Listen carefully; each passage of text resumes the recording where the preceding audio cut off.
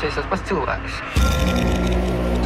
Un viņiem šeit ir labāk nekā, piemēram, pašā Rīgas centrā, kur pa Barona ielu ir ļoti intensīva gājēju plūsma.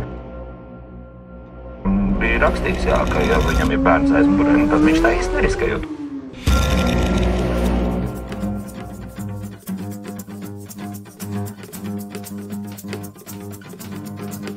Riteņbraucējs tas pats cilvēks.